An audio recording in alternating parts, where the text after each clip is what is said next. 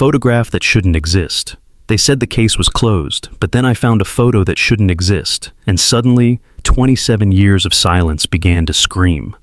It had been nearly 3 decades since the day her daughter vanished. Not a goodbye, not a trace, just an ordinary school field trip that turned into a parent's worst nightmare. Over the years, people stopped asking. The media moved on. The town grew quiet. But in one small house on the edge of that town, a mother named Grace Holloway never stopped wondering. She had learned to live with the questions, learned to smile without feeling joy, learned to answer "How are you?" with a nod and a lie. But everything changed the day she opened an old box and found a photograph that shouldn't exist. A class photo, the yellow bus, the children smiling, and a woman standing behind them, someone who was never supposed to be there. Grace Holloway didn't sleep much these days. The house had grown too quiet, the air too still. She lived alone now. Her husband had passed away a few years after their daughter Lily disappeared. A broken heart was the official cause, but Grace always believed it was something deeper, something that started the moment they got that call from the school. It was supposed to be a simple field trip, a one-day visit to a national park a few hours away.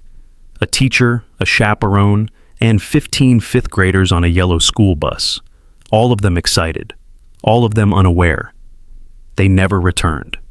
No bodies were ever found, no bus, no clues, just silence. For months, the town was in chaos. Helicopters searched the forests, police combed every road and river, news crews camped outside her house. But as weeks turned to months, the story faded. Grace stayed. She moved through the days like a ghost, barely present. Friends drifted away, family grew distant, people stopped knowing what to say. Eventually, they stopped saying anything at all. But not Helen. Helen Marks was Lily's best friend's mother. Her daughter, Ava, vanished on the same trip. The two women had formed a quiet sisterhood, bound not by answers, but by absence. Every week, they met, sometimes to talk, sometimes to cry, most times to sit in silence and remember. One afternoon, Grace was cleaning out a drawer she hadn't touched in years. A faded cardboard box caught her eye, brittle with age and thick with dust. Inside were school papers, art projects, birthday cards. And near the bottom, a small envelope. The photo was inside, a glossy 6x4 print, a class photo taken just before the trip. The students lined up in front of the school bus, holding handmade signs that read Adventure Day, smiling faces, open arms, and standing just behind them, a tall woman with auburn hair and a beige blazer. Grace's breath caught in her throat. That wasn't the teacher. That wasn't the assistant chaperone either. That was Principal Diane Elridge, but she wasn't supposed to be on the trip. In every interview, every report, the same story had been told. The teacher, Mr. Beck, had taken the class, along with a volunteer assistant. The principal stayed behind at the school. She was even interviewed live from her office the afternoon the children went missing. Grace's hands trembled as she looked at the woman in the photo again. Same face, same sharp features. There was no mistaking it. So why was she in this photo? And more importantly, why had Grace never seen this photo before? That evening, Grace called Helen. "I've found something," she said, her voice low and tight. Helen didn't hesitate. "Come over, now." Grace didn't remember driving to Helen's house. She only remembered the weight of the photo in her pocket, and the knot in her stomach growing tighter with each mile. When Helen opened the door, she took one look at Grace's face and ushered her inside without a word. They sat at the kitchen table, the way they had hundreds of times before, but this time was different. Grace slid the photo across the table. Helen stared, then blinked, then leaned in. "Oh my God," she whispered. "That's Diane," Grace nodded. "I don't understand," Helen said, touching the edge of the photo gently. "She told the police she wasn't there. She gave a whole statement about being at the school all day. She said she only heard what happened when the bus didn't return." "I know," Grace replied, "but this photo says otherwise." They sat in silence for a long moment. The clock on the wall ticked loudly, out of rhythm with their thoughts. Helen finally broke the silence. "Where did you find this?" "It was in one of Lily's old memory boxes. I must have put it there and forgotten. Or maybe I never saw it before at all." Helen's eyes widened. "Do you think someone put it there, recently?" "I don't know. They both looked down at the photo again. If this is real, Helen said slowly, then she lied. And if she lied, maybe she knows more. Grace looked up, her eyes fierce. Then we ask her. Helen poured them both a cup of tea, the same lavender chamomile blend they always drank on difficult days. But tonight, neither of them reached for it. Grace stared at the photo again, her thoughts racing. What do we even say to her? Helen hesitated. We ask why she's in the photo. Simple as that. We don't accuse. We just ask. She'll lie, Grace said. Maybe, but maybe not. Maybe she's tired of lying. They both knew where Principal Diane Elridge lived. After her early retirement a few years after the incident, she had moved just a few blocks away from the school. A quiet little cottage with a white fence and ivy-covered mailbox. Grace had passed it dozens of times. She never thought she'd have a reason to stop. Until now. They didn't go that night. Grace needed time to process. She sat up late, staring at the photo. She ran her fingers over Lily's face, frozen in time. That smile, that innocent, unaware joy. She remembered the last words she ever said to her daughter. Have fun. Be safe. She had said it with a smile, watching Lily board the bus with her backpack bouncing and her ponytail swaying. She never imagined those would be her final words to her child. Now, this photo brought everything rushing back. The press conferences, the vigils, the search parties, the theories, especially the theory about Mr. Beck. He was the scapegoat. The one blamed when the town needed someone to blame. He disappeared with the kids. No body was ever found. No farewell note. People said he must have snapped, or joined a cult, or driven that bus off a cliff in a moment of madness. But Grace never believed it. Mr. Beck had been young, nervous, kind. He'd adored the students. He'd just gotten engaged. He wasn't the type. Now, looking at this photo, Grace felt something she hadn't in years. Doubt. Maybe they'd all been looking in the wrong direction. The next morning, Helen called. I didn't sleep either, she said. Let's go. Grace felt a jolt of anxiety, but she said yes. They met at a small cafe and walked to Diane's house together. The neighborhood hadn't changed much. The same tidy lawns, the same sleepy sidewalks, but everything felt different now. When they reached the front porch, Helen hesitated. You sure? Grace nodded, heart pounding. Helen knocked. A minute passed. Then the door opened.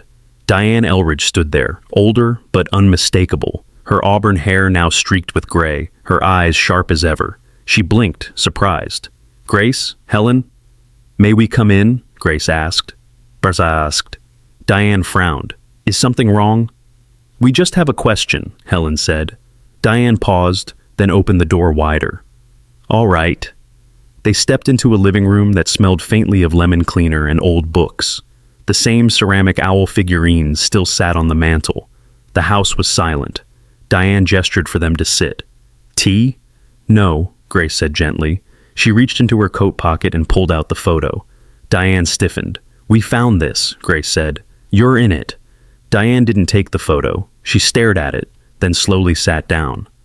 I remember that day, she whispered.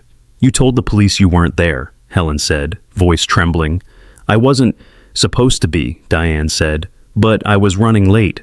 I came out to the bus to check on something. Then I left.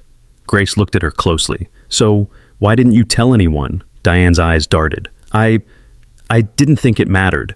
I didn't stay. I wasn't on the trip. But you were there when the bus left. Yes. Helen leaned forward. Did you see anything? Anything strange? Diane hesitated. Then, very quietly, she said, There was a man I didn't recognize, near the staff lot, talking to Mr. Beck. I assumed he was a park ranger or some other staff, but now... She trailed off. Why didn't you tell the police? Grace asked. I was scared, Diane whispered. I didn't want to get dragged into it. I was the principal. I was supposed to be responsible. I thought if I stayed quiet, maybe it would all go away. The room fell silent, and then Grace said, It didn't. They left without another word. Outside, the sun had begun to peek through the gray sky. What do we do with that? Helen asked as they walked. We go to the police, please, Grace said. After all these years? Yes, because if Diane lied, maybe others did too. Maybe this whole case needs to be reopened. Helen looked at her friend, and for the first time in a long time, saw fire in her eyes. Something had changed. The photo hadn't just stirred old memories. It had awakened something else, a mother's instinct. And that was a force not even time could silence, the whisper beneath the surface. Grace hadn't slept properly in years, but that night, after finding the photograph of Principal Warren among Mia's classmates, she didn't sleep at all. Her thoughts spun like a carousel, looping endlessly through the same questions, doubts, and what-ifs. She lay in bed, her fingers tracing the outline of the old photo, her mind unable to rest. The clock ticked mercilessly in the background, echoing her pulse. By morning, her resolve was hardened. She needed answers, the kind no one else had bothered to look for, the kind that might finally lead her to her daughter. The morning was thick with fog, a ghostly mist curling between the houses on her quiet suburban street. Grace left early, wrapped in a dark coat, the photo tucked inside her bag, her breath fogging up in front of her as she made her way toward the town archives. She knew that if she was going to pull at the thread she had found, she needed to know more about Principal Warren, and why no one ever mentioned her being on the trip. The town archives were tucked in the basement of the library, a place most people forgot existed. It smelled of dust and old memories. The attendant, a thin man with a tired smile, barely looked up when Grace asked for the school district personnel files from over 20 years ago. "You're looking for anything specific?" he asked. "Eleanor Warren," she said. "She was principal at West Pine Elementary in the late 90s. He raised an eyebrow. "Tragic case, that school." "Yes," Grace replied, her voice tight. "I know." The man led her to a row of filing cabinets and left her there with a nod. Grace dug through folders, each label a time capsule. Finally, she found a file stamped with Warren's name. Inside were employment records, annual evaluations, correspondence. Grace flipped through them, scanning dates, names, details. There it was, a signed field trip authorization from Eleanor Warren, dated just 2 days before the disappearance. She had approved the trip. Even stranger, there was a note about her accompanying the children, listed as an additional chaperone due to a last-minute staff change. So why, Grace wondered, had the official narrative always named only Mr. Doyle, the science teacher, and a substitute teaching assistant as the only adults present? She snapped a photo of the document and tucked it away. She needed more. Next, she found archived newspaper clippings, local news transcripts. Most headlines focused on the vanished children and the grief of the town. But buried deep in one article was a quote from a parent who mentioned 3 faculty members on the trip. 3? Grace had only ever known of 2. Could the third have been Eleanor?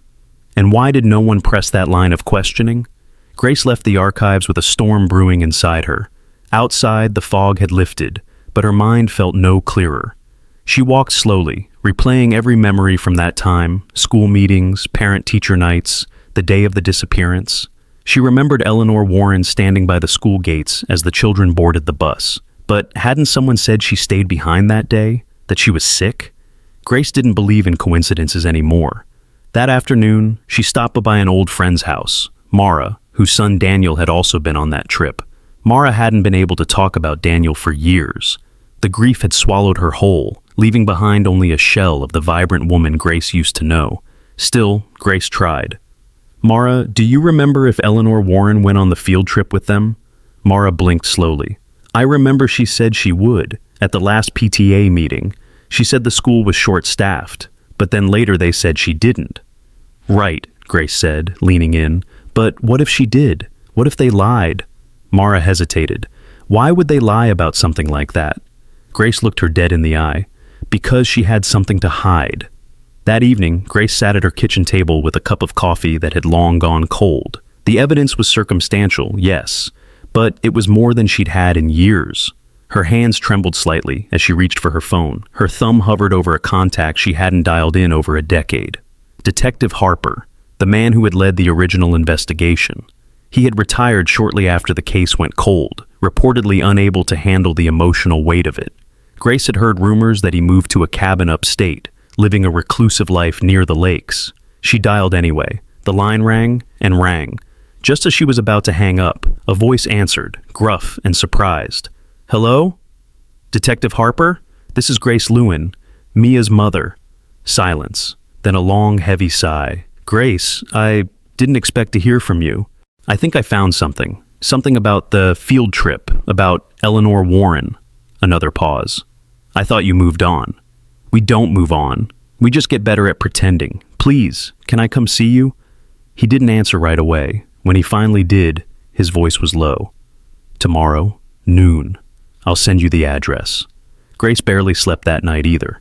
The next morning, she drove upstate, past winding roads and leaf-covered trails, until she reached the cabin Harper now called home. He looked older, thinner, haunted, but his eyes, they still held the same sharpness she remembered. He poured her coffee, and she laid the documents on the table, the photo, the field trip form, the article. He studied them in silence. You know, the school board was quick to bury this, he said finally. I always thought that was odd. Do you think she lied about being there? I think, Harper said slowly, that Eleanor Warren was more involved than anyone wanted to believe. Grace leaned forward. Then help me. Help me find the truth. Harper nodded, almost to himself. I kept some of the old files, things the department didn't want. I think it's time we open them again. For the first time in years, Grace felt something like hope, not the fragile kind that flickers in quiet moments. This was sharper, determined. Whatever Eleanor Warren had hidden, Grace was going to find it, even if it meant digging up a truth no one else dared face, even if it shattered everything she thought she knew about that day. Because somewhere beneath the surface, the silence was beginning to whisper, and Grace was finally ready to listen. The whispers that wouldn't die. It had been days since Evelyn had visited Mrs. Winslow. The memory of that conversation, the cryptic references, the glint of fear in the old woman's eyes, refused to settle in her mind. The photograph was now pinned to Evelyn's corkboard above her desk. Every time she looked at it, it tugged at something deeper than mere curiosity. It was a whisper, persistent, urgent, and growing louder. Evelyn began reaching out to the other families of the missing children. Some had moved away, trying to escape the shadow of the past. Others had grown bitter with age, their grief calcified into silence. But there were a few, just a few, who, like her, still carried the weight of unanswered questions like a stone in their chest. One of them was Benji Ramos, whose older sister Isabella had vanished on the same trip. Benji had been only a toddler at the time, but his parents' grief had shaped his entire upbringing. Evelyn found him working as a night janitor at the local community college, a man whose eyes always seemed to be scanning the horizon for something he could never name. They met in a quiet cafe on the edge of town. The air inside smelled of stale coffee and lemon-scented floor cleaner. Benji arrived in a faded hoodie and work pants, glancing around nervously before sliding into the booth. "You're the teacher's daughter?" he asked, his voice rough like gravel. "Yes," Evelyn said, "and I think something about the case never made sense. I don't think it was just a disappearance." Benji chuckled, but there was no humor in it. "You think?" His reaction didn't surprise her. What did surprise her was what he pulled from his backpack, a notebook, thick and weathered, with edges curled from time and use. "My mom kept this. Notes, newspaper clippings, stuff she thought the police missed. I've added to it over the years."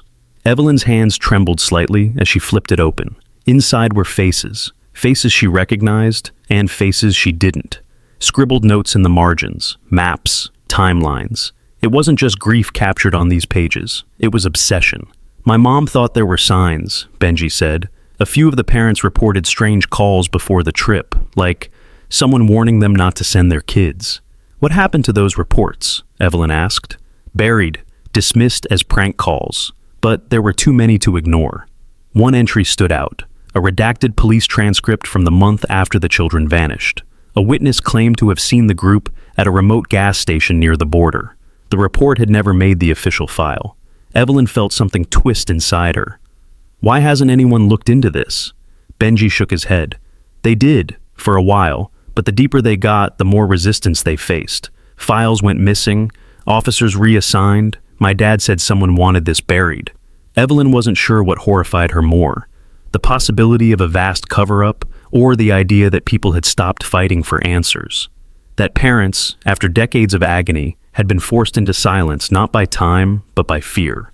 Before the light pierced the dark, Evelyn Hart had always believed there was a rhythm to grief, a cycle that, over time, one could learn to live with. Birthdays became memorials. Holidays became rituals of remembrance.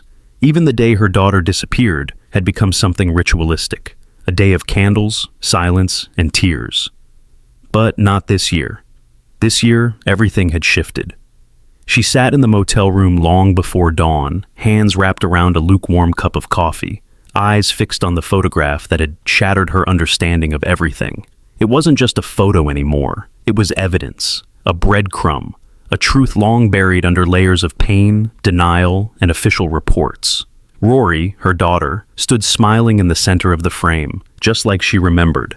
But beside her, barely noticed at first glance, was Principal Lillian Brooks, a face Evelyn hadn't seen in decades. And according to school records, a woman who wasn't supposed to be there. Yet there she was. The photo had been given to Evelyn by Helen, Rory's best friend's mother, during one of their quiet tea sessions. Evelyn had held it absently at first, eyes gliding over familiar childhood faces frozen in time. But something had made her look closer, and when she saw that detail, everything changed. She hadn't slept since. Benji, a retired private investigator and an old friend of Evelyn's late husband, entered the room holding a brown paper bag. He set it down on the table and offered her a quiet nod. "Fresh tamales from that stall by the gas station. Thought you might need something warm." Evelyn gave him a tired smile. "Thanks. I can't eat." Benji sat across from her, his eyes also drawn to the photo. "I ran that plate," he said, pulling a folded piece of paper from his jacket. "The car parked outside Brooks's old house. It was rented under a fake name, but guess where it was last seen crossing the border?" Evelyn's breath caught. "Mexico?" Benji nodded. "A small border town called San Gabriel, mostly off-grid. People go there to disappear." For the first time in years, Evelyn felt more than just grief. She felt fury, the kind that lit a fire in the bones, a rage wrapped in maternal instinct. "We're going," she said. San Gabriel looked like something from a forgotten postcard. Cobblestone streets, dusty air, a small church at the center, and homes scattered like pieces of a puzzle without a box. There were no cameras, no internet, just stories, eyes, and silence.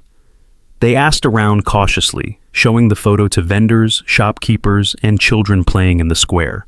Most shook their heads, but a young boy, no older than 10, tugged on Evelyn's sleeve. "La mujer de cabello gris?" he asked. "The woman with gray hair?" Evelyn knelt down. "Si, la viste? Did you see her?" He pointed toward the hillside. "They go up there, near the old tower. My uncle says no one goes there anymore." The climb took them nearly 2 hours. The sun bore down fiercely, and dust clung to their skin. By the time they reached the hilltop, Evelyn could barely breathe. From exhaustion or anticipation, she wasn't sure. The tower loomed over them like a rusted skeleton, but beside it was a shack. Weather-worn, crooked, and silent. Benji signaled for Evelyn to stay behind as he approached the door. He knocked. Once, twice. No answer. The door creaked open with a whisper of decay.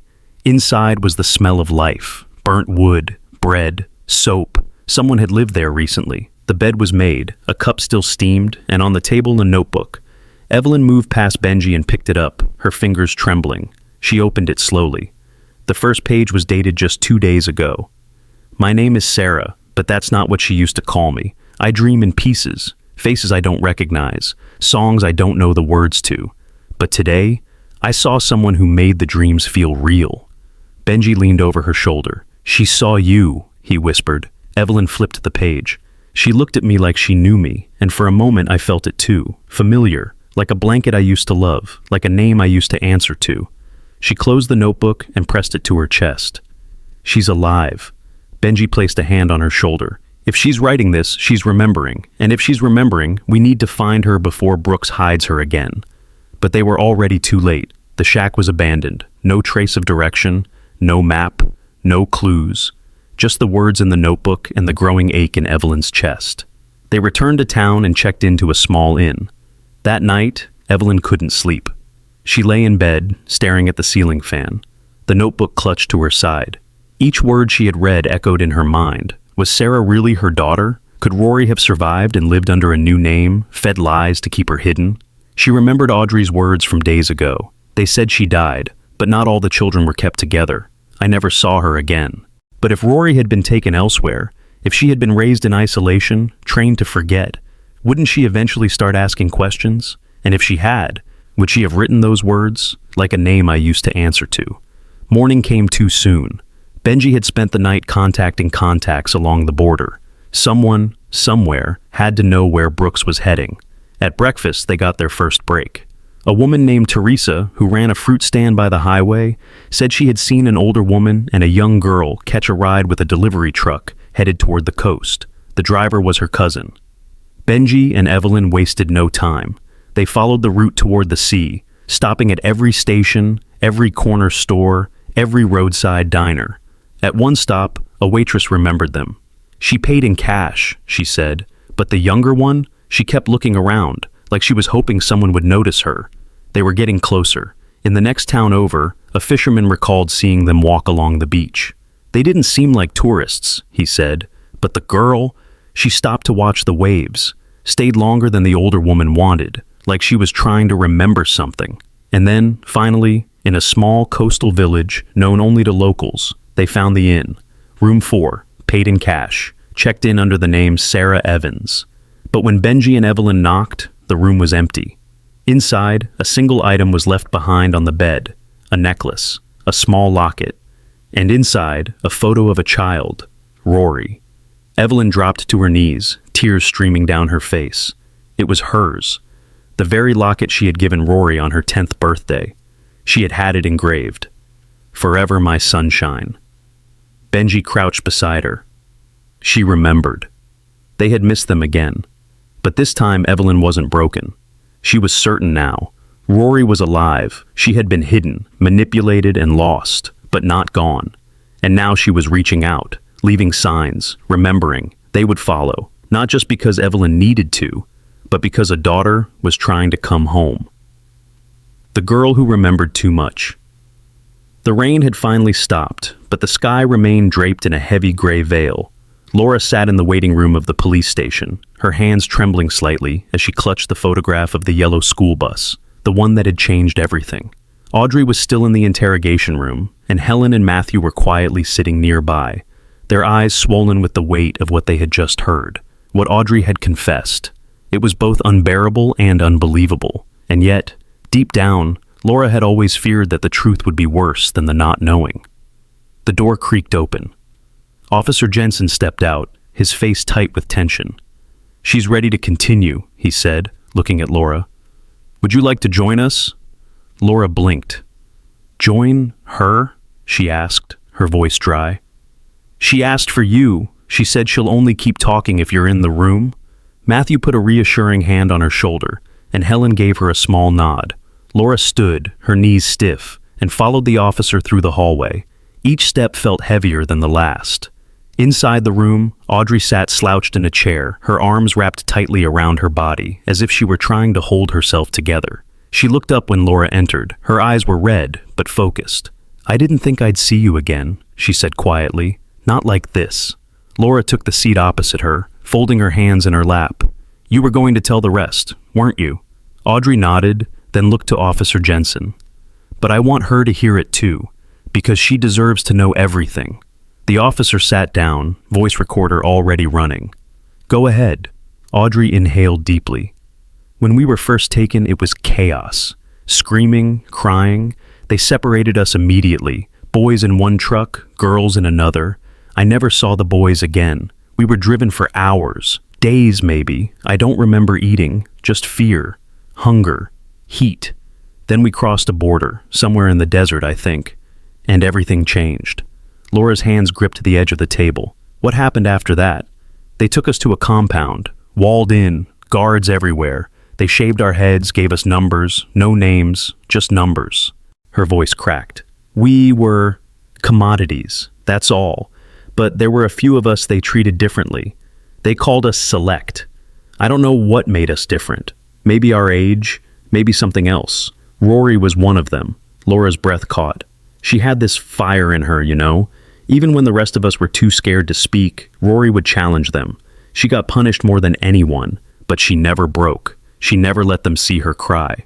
Audrey paused, staring down at her hands. But they feared that. They didn't want defiance, they wanted obedience. So one night, they tried to drug her, to make her pliant, but they gave her too much. She was gone the next morning. Laura covered her mouth. The room fell into silence, broken only by the low hum of the fluorescent light above them. "She was just a child," Audrey whispered, "and they didn't even bury her, just took her away. Tears slipped down Laura's cheeks. She had imagined this moment for years, hoped for something different. But the truth, as brutal as it was, offered her something she never thought she'd have: closure. "And Sally?" Laura asked gently. She was quieter, kept to herself. She didn't last much longer. Same thing, overdosed. They called it an accident. Said she was too small for the dose. Laura clenched her fists. "And Principal Brooks? She knew?" Audrey nodded slowly. "Not at first, but later. When I escaped, I found her. I was broken. I couldn't go to my parents, couldn't face anyone. But she took me in, hid me, fed me lies about how telling the truth would only hurt more people. She said the families needed hope, not horror. And you believed her." "I did. I thought she was saving me, but I was wrong." Laura looked toward Officer Jensen, who had been quietly taking notes. "We need to find the others," Laura said firmly. "Anyone who might still be alive." "There's a chance," Audrey said suddenly.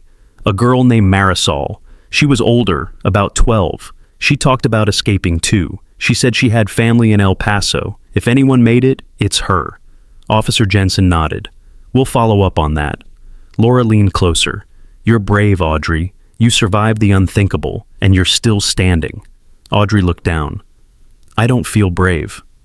"Bravery is doing the right thing, even when you are terrified," Laura said, her voice steadier now. "And you just did." The officer turned off the recorder. "We'll need to move her to protective custody immediately." Audrey looked panicked. "I can't go alone." Laura stood and took her hand. "You're not alone anymore." Outside the station, the clouds had begun to part, revealing faint rays of golden light bleeding through. Helen and Matthew waited in the lobby, standing as soon as they saw Laura. "Well?" Helen asked. Laura didn't say anything right away. She just wrapped her arms around her friend and held her tightly. "We were right to keep hoping," she whispered.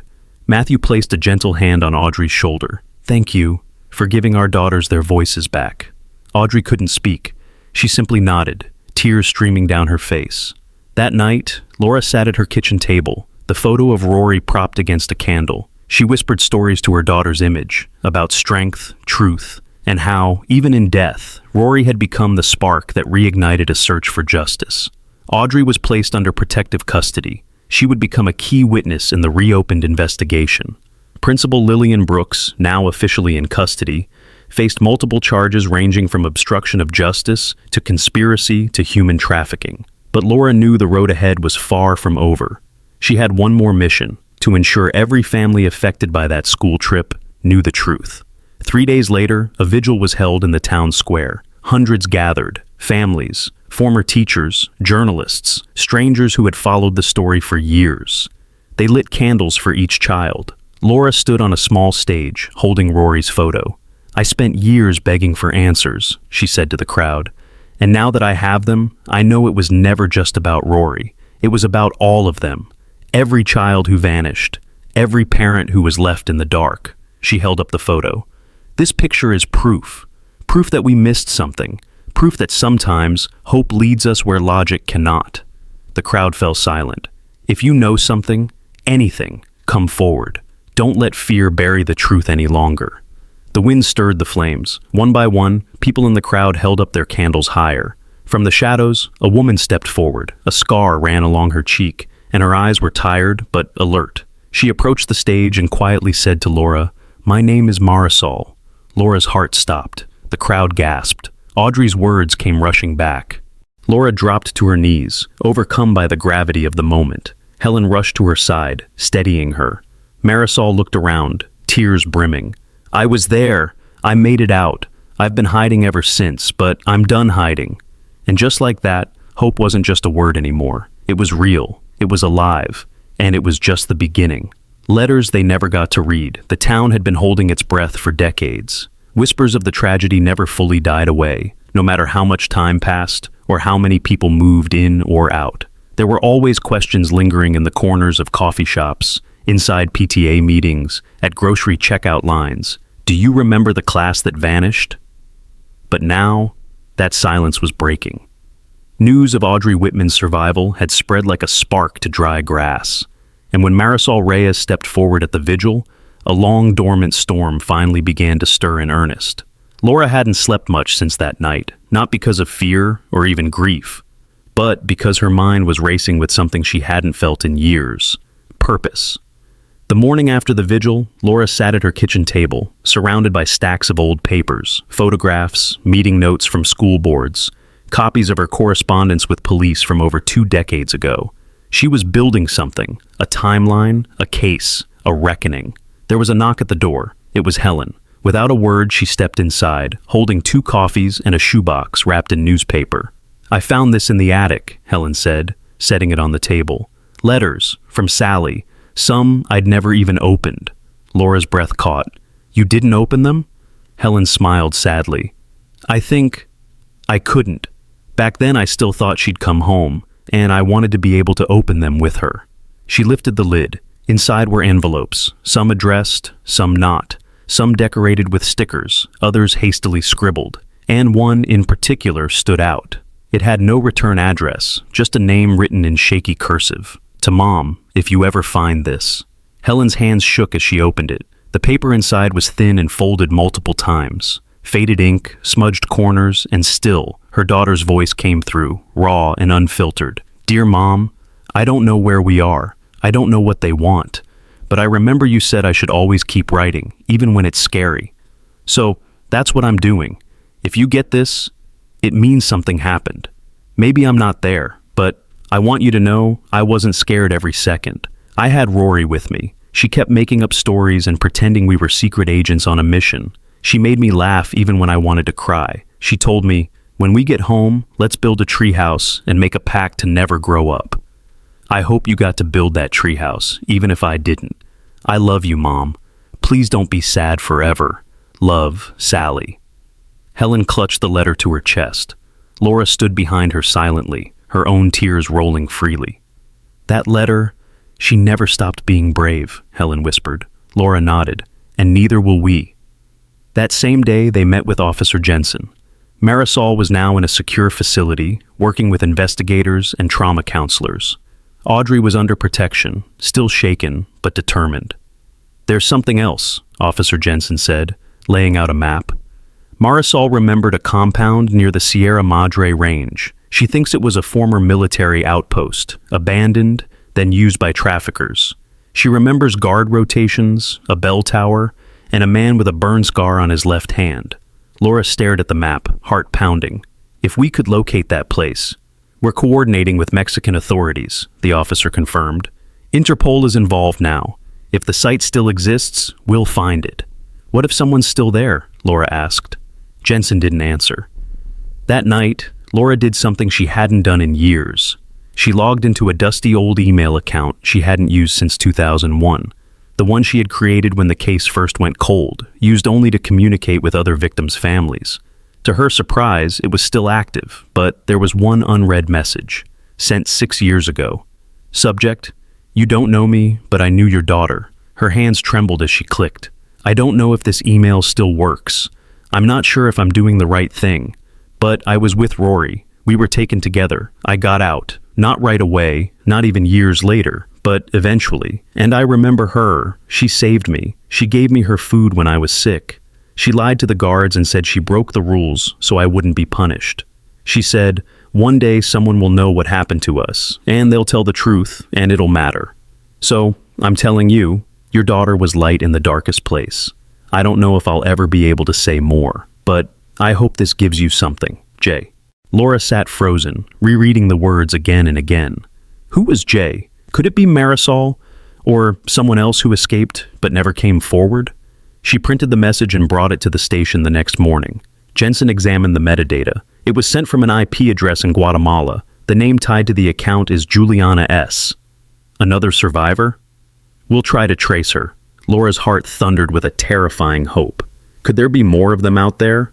Meanwhile, the investigation took an unexpected turn. Lillian Brooks, facing the weight of federal and international charges, began to talk. At first, her confession was clinical: names, numbers, money transfers.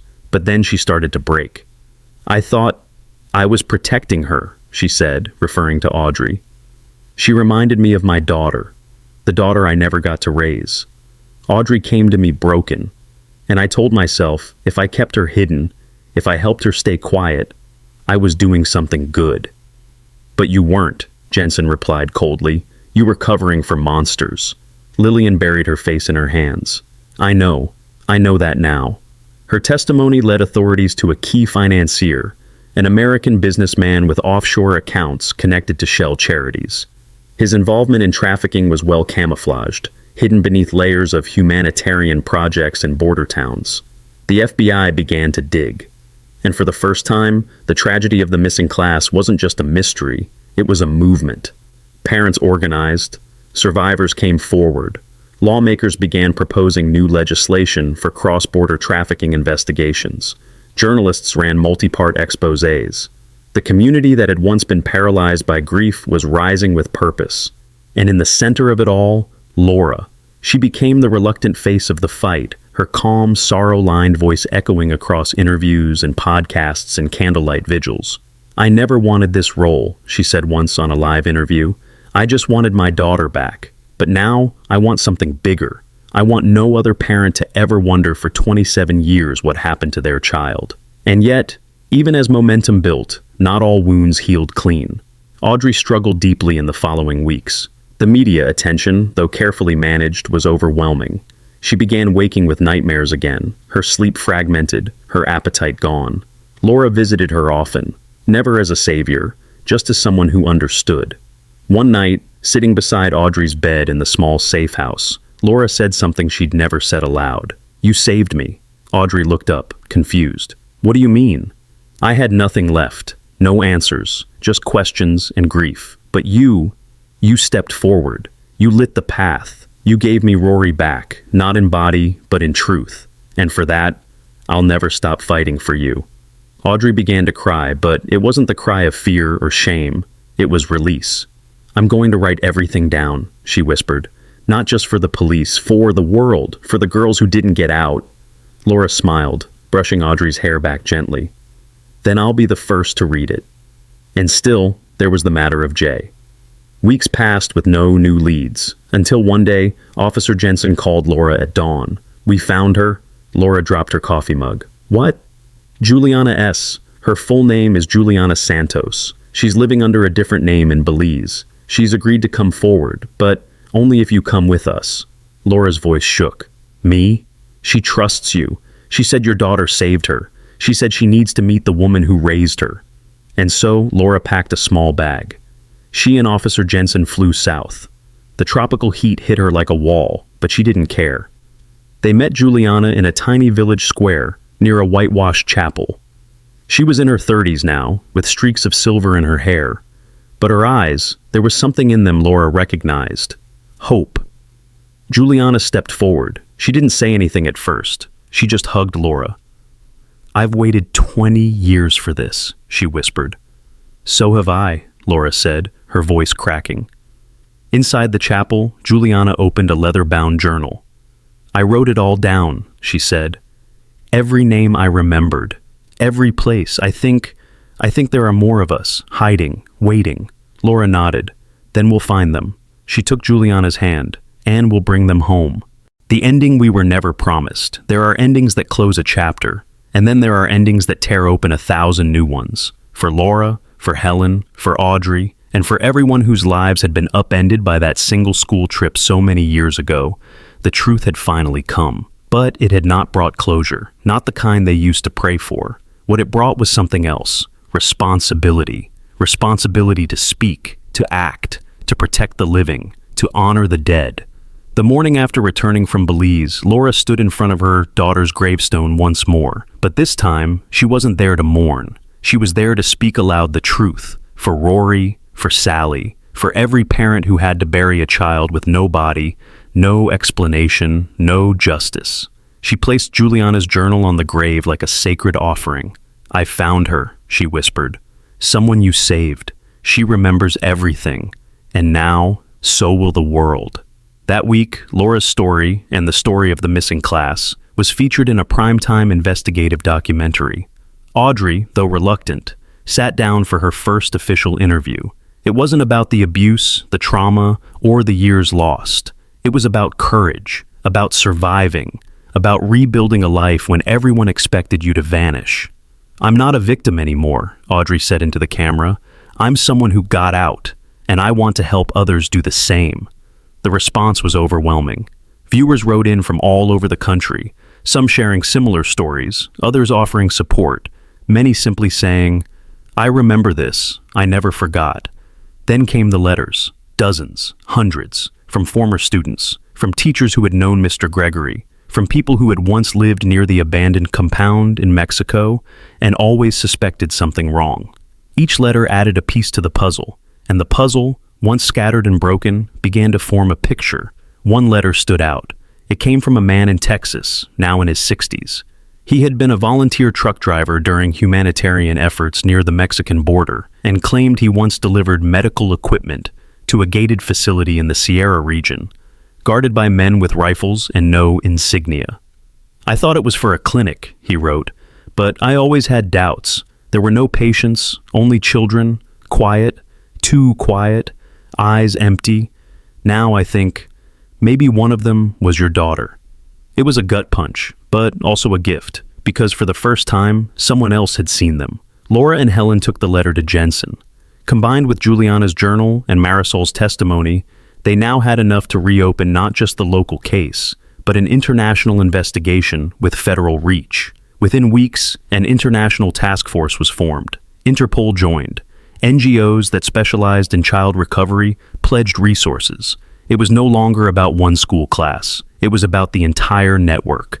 And then, something happened no one expected. The compound was found, abandoned, overgrown with weeds and rot, but unmistakable. There were remnants of makeshift dormitories, cots with rusted frames, drawings on the walls faded by sun and time. The most haunting part? A large blackboard in what had once been a classroom. Scrawled across it, in uneven handwriting, were the words, "When we get out, tell our parents we tried."